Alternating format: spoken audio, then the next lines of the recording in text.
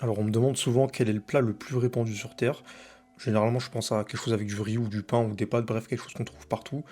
Mais la vraie réponse je pense qu'elle est beaucoup plus évidente, beaucoup plus logique. Et je pense qu'on l'a tous dans notre cuisine. Aujourd'hui les lords on va faire un paillasson de pommes de terre, trois quatre patates, une poêle, du gras, du sel, rien de plus et rien de noble. Et pourtant ce plat je vous l'assure il a conquis la planète entière, il est partout. Aujourd'hui on le cuisine ensemble et une fois qu'il sera en train de cuire sur le feu, je vous raconterai à peu près son histoire. Alors on commence par l'ail, évidemment, moi j'en mets tout le temps partout, vous le savez. On l'écrase bien comme des brutes, puis les pommes de terre et surtout on les épluche pas. On les épluche pas s'il vous plaît, on les râpe avec la peau. C'est du croustillant en plus, du temps de gagner et comme ça on fait au plus simple, donc vous cassez pas la tête. On les met dans un saladier une fois qu'on a fini de tout râper, on couvre d'eau, on rince, puis on égoutte. Et surtout il faut bien essorer bien, vous pressez bien fort. Sinon au lieu de croustiller, vos paillassons ils vont bouillir et ça va faire de la purée. Donc voilà, vous essorez bien. On ajoute l'œuf et la farine, c'est un peu eux qui font lier la galette. Essayez de mettre le moins de farine possible, hein, vraiment, pour avoir vraiment le goût de pomme de terre et pas un goût de farine. On sale, on poivre, on mélange, et ensuite on sera bon pour faire nos galettes. Notre poêle sur le feu, du beurre et de l'huile d'olive à fondre ensemble.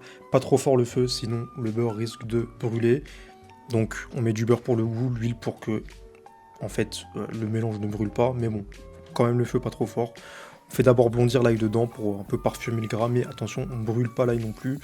Puis on dépose les galettes, on aplatit bien, et maintenant ça cuit normalement, je dirais 4 minutes par côté à peu près, 4-5 minutes. Si vous aplatissez bien, normalement ça fera une galette très croustillante sur le dessus et moelleuse à l'intérieur. Et du coup, voilà, on laisse dorer sans y toucher.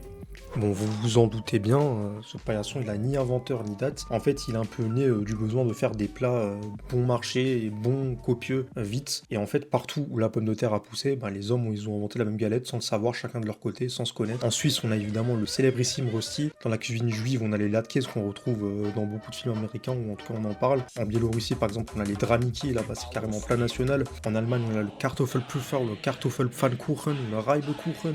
Bon, dans tous les cas, c'est tout le temps la même chose, c'est râper la pomme de terre et on l'adore. Et j'en profite si la vidéo vous plaît et que vous aimez bien voir des recettes simples de terroir pour bien manger sans se casser la tête, pour être en bonne santé, ne pas être obèse sans forcément partir au Basic Fit 6 fois par jour. N'hésitez pas à mettre un petit j'aime, un petit commentaire, à me mettre surtout vos suggestions en commentaire. C'est très important, j'ai dit tous comme ça, je saurai quoi faire la prochaine fois. Merci beaucoup. De toute façon, vous pouvez toujours changer d'avis, moi ça m'aide beaucoup plus que ce que vous ne le pensez. Allez, on repart sur la vidéo.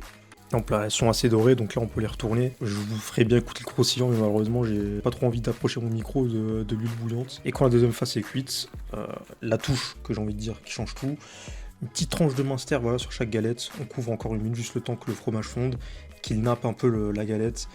On dresse. Et en fait, pour en faire un vrai repas consistant, moi j'en sers avec du saucisson lorrain, voilà, et un bout de fromage. À côté, voilà, le minster qui me reste, un petit poulet dessus, simple, généreux, comme ça doit l'être, tout simplement. En soi, ce petit paillasson, c'est un peu ce qu'on peut faire de plus simple avec une pomme de terre. Ce tubercule qui a pas si longtemps été méprisé, même interdit en France. L'homme qui l'a sauvé, celui dont un grand plat porte encore le nom. C'est l'histoire de la semaine prochaine, donc n'oubliez pas les amis les lords, pour bien manger il faut bien vivre, et pour bien vivre il faut bien manger. Moi je vous dis à la prochaine, au revoir.